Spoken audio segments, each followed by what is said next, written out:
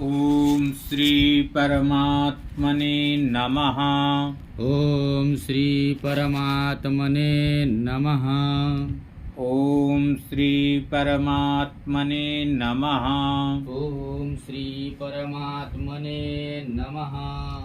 ओम श्री परमात्मने नमः। ओम श्री परमात्मने नमः। अक्षय आनंद की प्राप्ति का साधन और उसकी प्राप्ति, इसमें ये बतलाया जाएगा कि अक्षय आनंद, अक्षय का मतलब होता है न क्षय होने वाला, यानी नाश न होने वाला। ऐसे आनंद की प्राप्ति किस साधन से कैसे हो सकती है, उसकी प्राप्ति कैसे होती है, किस विधि से होती है, ये सब चीज इस श्लोक में बताई जाएगी। बाह्यस्पर्शे स्वशक्तात्मा, बाह्यस्पर्शे सशक्तात्मा, बाह्यस्पर्शे स्वशक्तात्मा, बाह्यस्पर्शे सशक्तात्मा, बाह्यस्पर्शे स्वशक्तात्मा, बाह्यस्पर्शे स्वशक्तात्मा, बाह्यस्पर्शे स्वशक्तात्मा, बाह्यस्पर्शे स्वशक्तात्मा, बाह्यस्पर्शे स्वशक्तात्मा,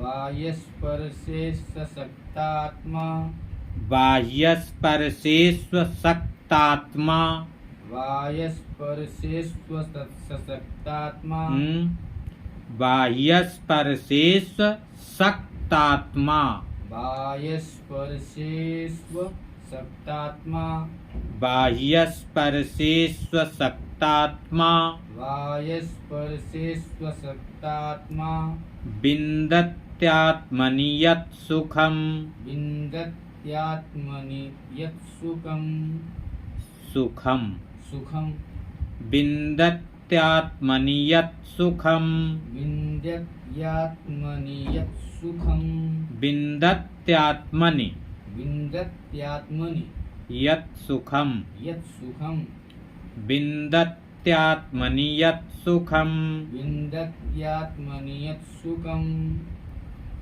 सुखम्, सुखम्, स ब्रह्मयोगयुक्तात्मा, सब्रह्मयोगयुक्तात्मा, स ब्रह्मयोगयुक्तात्मा, सब्रह्मयोगयुक्तात्मा, सुखमक्षयमश्नुते, सुखमक्षयमश्नुते, सुखमक्षयमश्नुते, सुखमक्षयमश्नुते, बाह्यस्पर्शे स्वशक्तात्मा, बाह्यस्पर्शे सशक्तात्मा, बाह्यस्पर्शे स्वशक्तात्मा, बाह्यस्पर्शे सशक्तात्मा, बाह्यस्पर्शे स्वशक्तात्मा, बाह्यस्पर्शे स्वशक्तात्मा, विन्दत्यात्मनि यत् सुखम्, विन्दत्यात्मनि यत् सुखम्, स ब्रह्मयोगयुक्तात्मा, सब्रह्मयोगयुक्तात्मा, सुखमक्षयमश्नुते, सुखमक्षयमश्नुते, बाह्यस्पर्शेषु अशक्तात्मा विन्दति आत्मनि यत् सुखम्, सः ब्रह्मयोगयुक्तात्मा सुखम् अक्षयम् अश्नुते।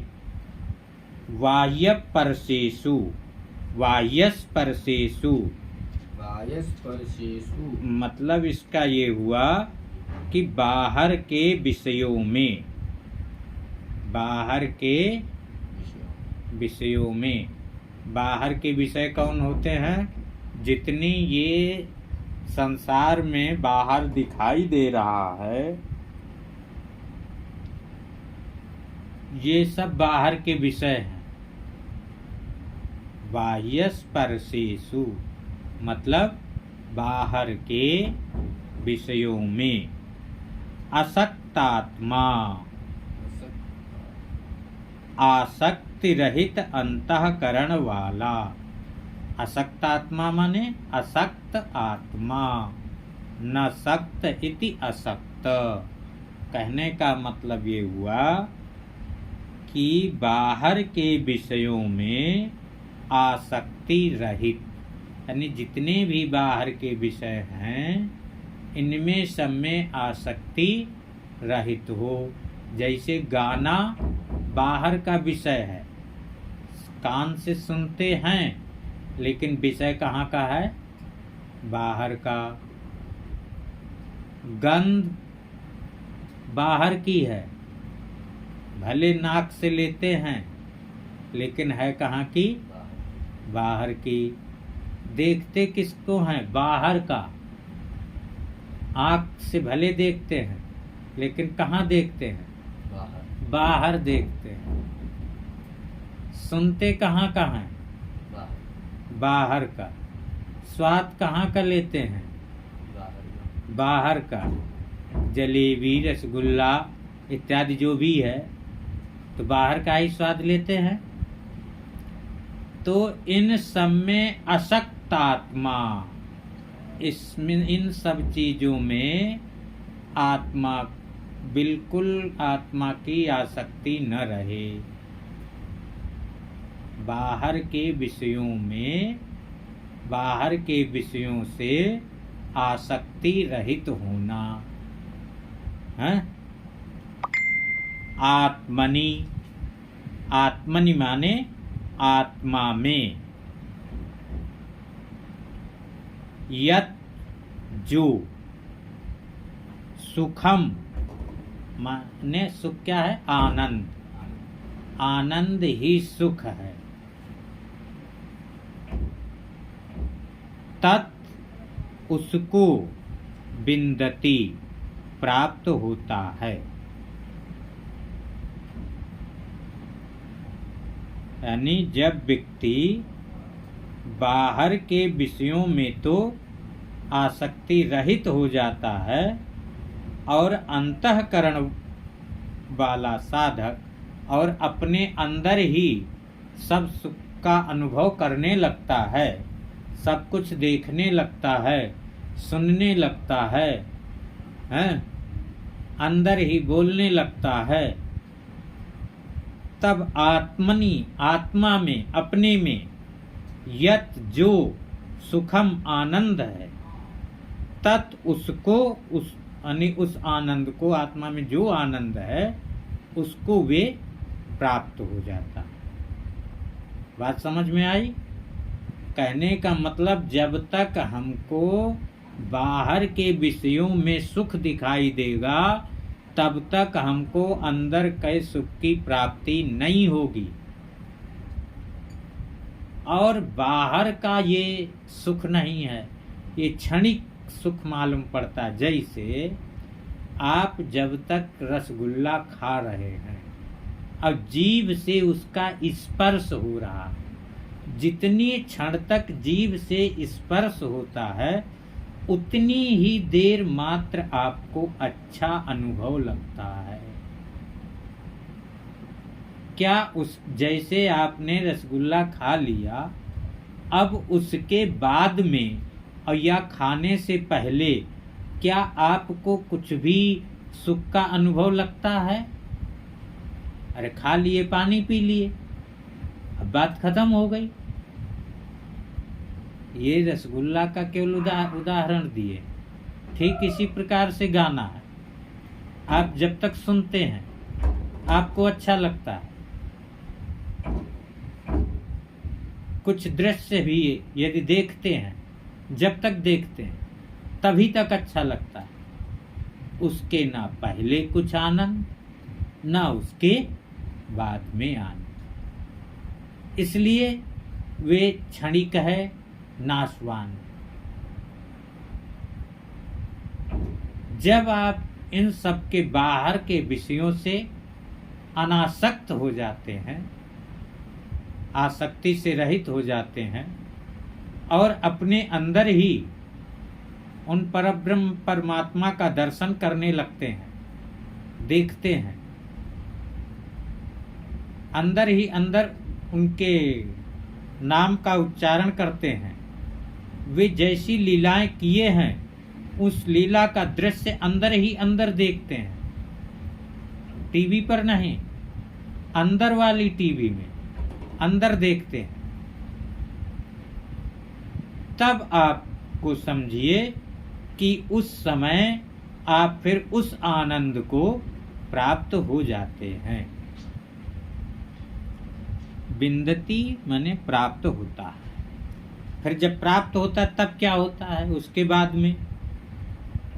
सह वह ब्रह्म योग युक्तात्मा, यानी ब्रह्म योग, सच्चिदानंद घन परब्रह्म परमात्मा के ध्यान रूप योग में, मतलब उन ब्रह्म का ध्यान करने में, मानो श्री कृष्ण जी का ही अंदर ध्यान करने लगे कि श्री कृष्ण जी कैसे हैं, उनके बाल कैसे हैं, उनके गाल कैसे हैं, उनके ओंठ कैसे हैं, वे कैसे बांसुरी बजाते हैं, अधरम मधुरम है। तो उनका एक एक अंग का पादादि केश पर्यंतम, केशादि पाद पर्यंतम, कि केश से लेकर के पैर तक और पैर से लेकर के सिर तक एक एक अंग का ध्यान आप करते हैं अंदर ही अंदर। तो तब क्या हो गया? आपका ब्रह्म योग हो गया, आपकी आत्मा ब्रह्म से मिल गई। योग माने मिलना, ब्रह्म से मिलने के कारण वे क्या बन गया? ब्रह्म योग। ब्रह्म योग हो गया, कृष्ण योग, ब्रह्म योग। तो उस समय जब आप उनका ध्यान करते हैं इस स्थिति में, तो अक्षयम, अक्षय माने जो कभी नाश नहीं होने वाला, ऐसे सुखम आनंद का अश्नुते आप अनुभव करते हैं। बात समझ में आई? तो इस चीज का एक दिन में नहीं होता, इसका अभ्यास करना पड़ता है। और अभ्यास करने से फिर तो व्यक्ति इतना अंदर अंदर आनंदित होने लगता है कि घंटों घंटों 2-2 घंटों उसी में बैठे रहे, उसको पता भी नहीं चलता।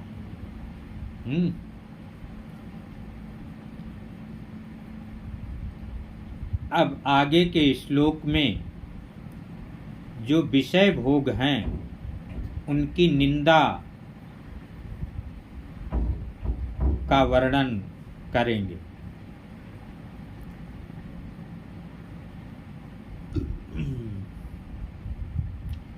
ये ही संस्पर्शजा भोगा, ये ही संस्पर्शजा भोगा, ये ही संस्पर्शजा भोगा, ये ही संस्पर्शजा भोगा, ये ही संस्पर्शजा भोगा, ये ही संस्पर्शजा भोगा, ये ही संस्पर्शजा भोगा, ये ही संस्पर्शजा भोगा, दुःखयोनय एव ते, दुःखयोनय एव ते, दुःखयोनय एव ते, दुःखयोनय एव ते, दुःखयोनय एव ते, दुःखयोनय एव ते, ये हि संस्पर्शजा भोगा, दुःखयोनय एव ते, ये ही संस्पर्शजा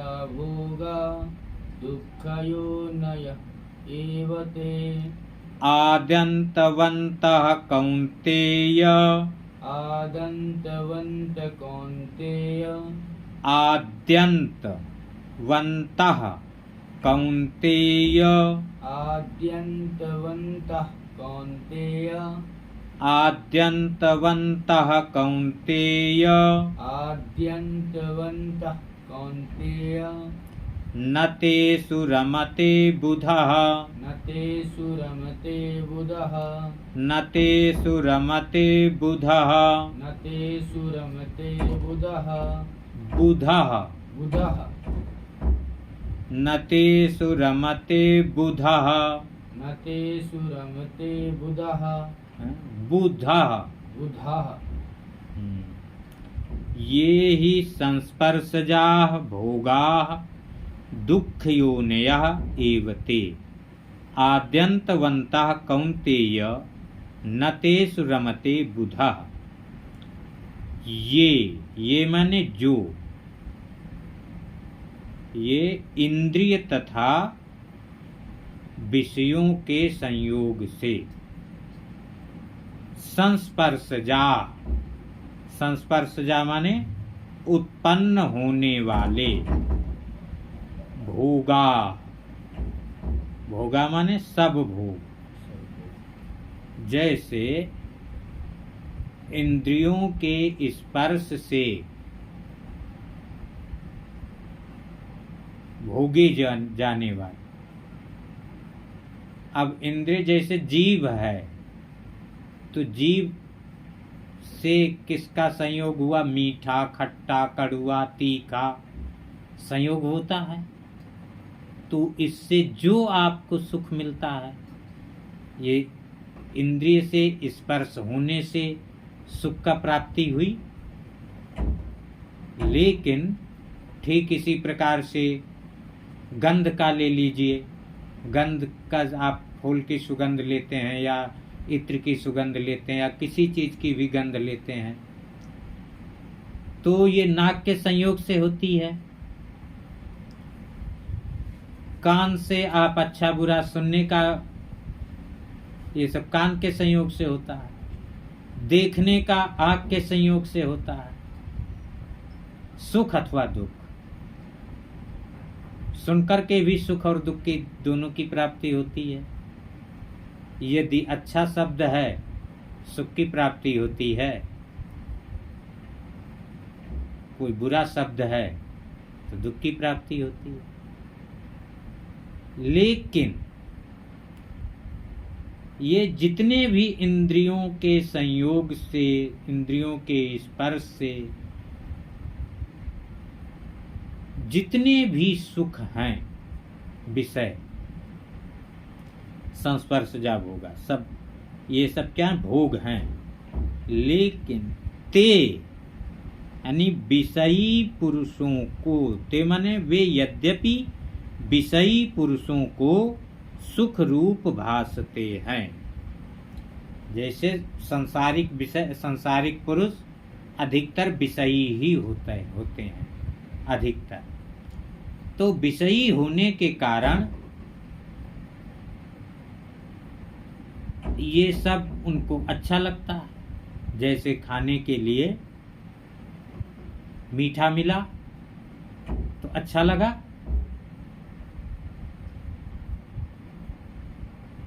ठीक इसी प्रकार से शब्द सुनने को अच्छा मिला तो अच्छा लगा।